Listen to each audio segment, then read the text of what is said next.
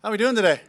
Good. How are you? Good. Doing great. Thursday's always a big challenge, just the whole thing kind of coming together. A little bit of first down, second down, third down, sprinkle some red zone in. So, again, this time of year, Thursdays are good because a lot of the things can get stale, but that's a good thing too, right? The guys are like, okay, we know this play. But Thursday's always a challenge, so it was good. Coach, quick question and then a follow-up. Yeah. How important was it to get that touchdown in crunch time with the game on the line moving forward to the last 4 games? Yeah, I mean, we had the opportunity in Houston, and Cade had the big catch for us there. Here he comes again, showing up for us. Coach Nielsen, the D coordinator, he did a fantastic job just, with his coverage and who they were really drawing their attention to. Saw a lot of double coverage type of play there, and really was daring us to run the ball. Even on the last drive of the game, I think we ran a little bit over half of those plays were run plays, getting positive yards that way. But to finish it like that, that's championship football. No turnovers, take care of it. 1 penalty. I could have been a little bit quicker getting some plays in there. We were a little bit rushed a couple of times, but to be able to run the ball when we need to, which is in championship moments, as we close the season, was really just a fantastic statement for our group, for the guys that have been really, working hard, battling to find our identity in the run game, and it was a great result. Coach, right now you're 24/7 concentrating on football. How important is it to have that strong woman at home to run your family while you're trying to win football games? Oh, man, yeah. I mean, thanks for asking that, for sure. She's the star of this whole thing. It doesn't go without her, starting way back when I was, coaching at Carson High School in '04, coaching 14-year-olds, and, she was as fired up then as she is now to just, continue to make sure that the whole environment sets me up to be able to focus, to do this thing, and create, special windows along the way, too, to connect with all of our kids. The last 3 weeks, over 100 yards each game. We talked about it building throughout the year.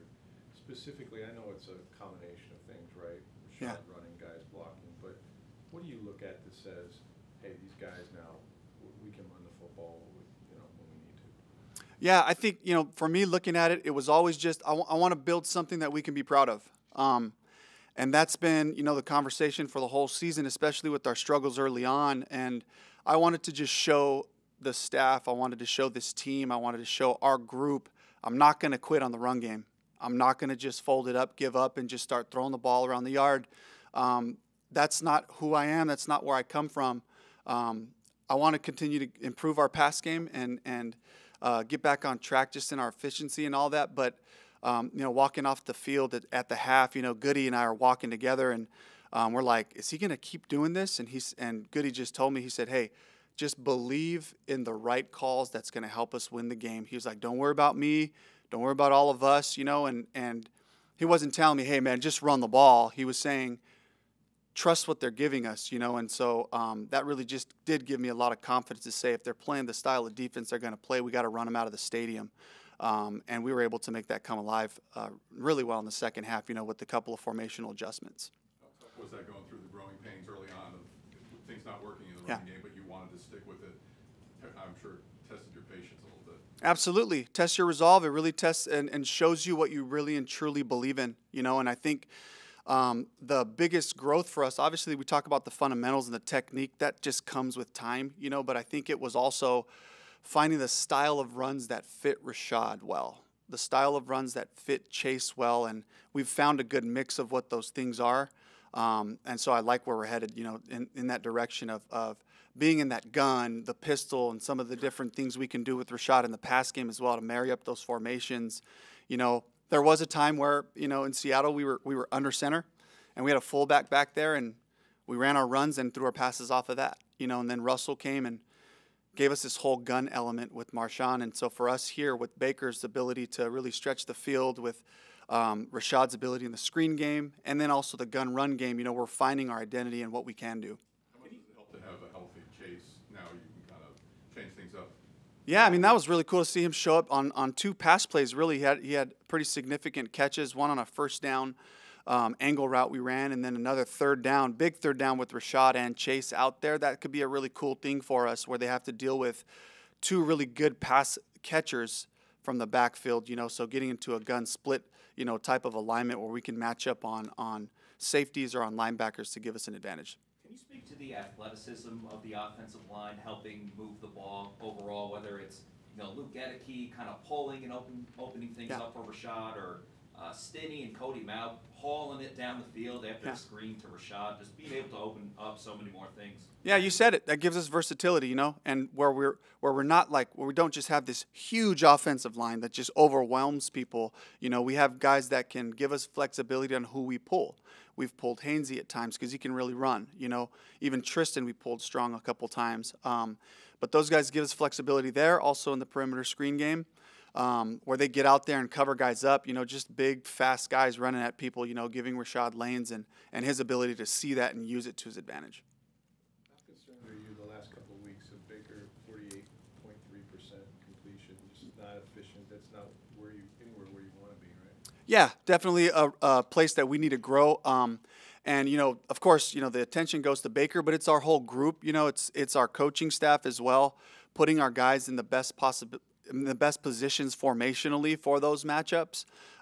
It goes to the details of the routes. I feel like we haven't been sharp, the last couple of weeks, and that's a place where this time of year it gets challenging, and that's where we got to continue to press in to the details, the footwork, the landmarks, the timing of the throws, and all that stuff. We need to keep trending forward in that regard. So as our run game is starting to get going, let's get that pass game back on track and get in that 70% completion area. I will say this, though. Defenses get better and better. They have more and more film to go off of. They see, where are you putting Mike and Chris at in the formation? Where's Cade at? Is he at 1 or 2 or 3? And they start to really hone in on what you're doing. So even in practice, the practices are challenging for the last 3 or 4 weeks, really, because our practice squad or just our look defense, they've seen these things that we've run, and they're making it really difficult on us as well. So all defenses are improving. We need to continue to get sharper. Baker talked about Green Bay's defensive front, how varied they can be with their personnel. Mm-hmm. When you face a defensive front who can do something like that with that talent, how do you kind of go into the week, make sure practice the discipline needed to face something like that? Yeah, just making sure we diversify the looks that the offensive line's getting, where they're setting the front to, what is the personnel that's out there, and then we'll have like a handful of plays we love if they're in this personnel that we can get to, but just making sure that our core runs can block up the variety of things that they do. You talk about how defenses kind of pick up on maybe tendencies or looks. Yeah. Does that create more challenges for you to kind of change things up at this point in the season and kind of give a false look of what you've done in the past? It forces us to. Yeah, it forces us to try to mask it with quick motions, moving tight ends, moving the back. Is it under center, pistol, or gun? A lot of those things. We have a lot of self-scout information on what we're doing, and we're very aware of that. And so we're trying to protect all of those things. We run these things out of this formation. We should have a pass off of it as well. And with our staff, we've done a fantastic job of trying to make it hard on defenses, not being able to say it's a run or it's a pass. Different combinations of tight ends as well. We have to be aware of all those things. When is Coe and Cade in? When is it Payne and Cade? Those types of different things we have to be aware of as well. When teams try to take out like Mike Evans, Yeah. double him, are there ways to get that changed throughout the game where you can kind of move him around to try to? Yes, formation, and that's what I talked about too. Just formationally, we had some things that did help that. They put a lot of attention on him. They sent their best DB to go cover him, follow him around the field, and they employed a safety almost every time. So like, kudos to them. And then for us, that just opened up a lot of things. It opens up the run game. We were able to get more yards because they're down a safety, in the runs. And then, of course, it opens up other guys. Talking about, Chris is the big catch there at the last, on the last drive, the big catch by Cade there, the screen to Rashad, and they're trying to double Mike, backing up there. So those other guys, as Mike draws out all that attention, or Chris draws his attention over there, the other guys showed they can make plays when we need them to in that game. Coach, going to a game plan where weather could be a problem, does that affect what you do now this week? A little bit. It just depends on, really, the two things that really affect you are wind and rain. Cold, you got to treat cold, unless it's like, we played the Vikings 2015 season, it was -19, you know, with wind chills. Like, I mean, we couldn't complete a forward pass. We had to lean on our runs, and then we had a couple of other simple passes we can get done. It was the same thing for the other team. So those types of crazy elements does affect what you're calling. Take a couple weeks ago when we against the Panthers and it's just raining like crazy. I call a pass, it goes right through Rashad's hands. He's got fantastic hands. Like, okay, we got to run the ball a little bit here, you know. So if it's really wet, if it's really cold or windy, definitely affects it. Right now, it looks like we're going to just be able to play ball. You went to Green Bay with your Seattle teams 4 or 5 times. Went there in December. Went there in the playoffs. What makes it such a tough place to win? Good team. Every time we went up there, Aaron Rodgers was the quarterback. So that's pretty good. You know, and they've always had a really good front ever since I can remember. We beat them at home. They beat us in Green Bay. You know, it was kind of the trade-off there. But the environment, I mean, it is a really cool place to play. But I can't say that really affected our guys. They were pretty excited, you know, to play in Lambeau Field. So it wasn't like this fear factor thing. But it did definitely, you know, the guys were juiced to be there. You know, it's a historical stadium. But I honestly, really good teams playing comfortably at home made it hard for us to win up there.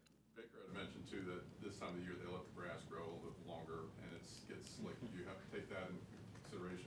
Absolutely. They got to take it seriously. They got to take multiple cleats, kind of try them out beforehand and you know, see what works best. And, you know, watching the film, it's not just the opponent slipping. It's the Packers. You know, a DB goes down, you know, there goes the guy on a vertical. So there's a challenge for both sides. Of course, they're more used to playing on that kind of a surface, but we really got to take it seriously. It's not something we say, just wear my old normal cleats so I'm comfortable. You know, it does change stuff. There was a lot of discussion before last week about Chris, and he makes the big play, right? Yeah. You mentioned all the attention Mike gets. Do you envision, are you waiting for that day when, hey, both Chris and Mike are both doing it in the same game, where it's not one guy or the other?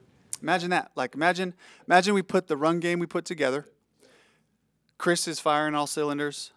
Mike's having a day. That's a pretty dangerous offense, and that's my vision for this group. You know, that's my vision coming in here, and the excitement I had for, you know, to be honest, like there wasn't a lot of excitement for what we could do and what we could put together, and a lot of that started up front on the offensive line, and they've shown they can play together well as a group.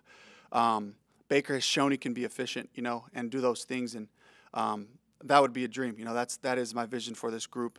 To be able to put that on. It's in there, right? Absolutely. And so I'm waiting for that full game and kind of talked to the guys at the beginning of the year and said, you'll know. There's going to be a game, and you'll know. This one was one. This Atlanta game was one where we said we're building a run game so that we can run it when we have to in championship opportunities, playing for a playoff spot. That was the words. Still the same message for our guys. We're looking for 1-0 with a chance to win our division, and we got everything right where we want it. And so we just got to continue to move forward with some of the details and the specific things. Thank you. All right, thank you.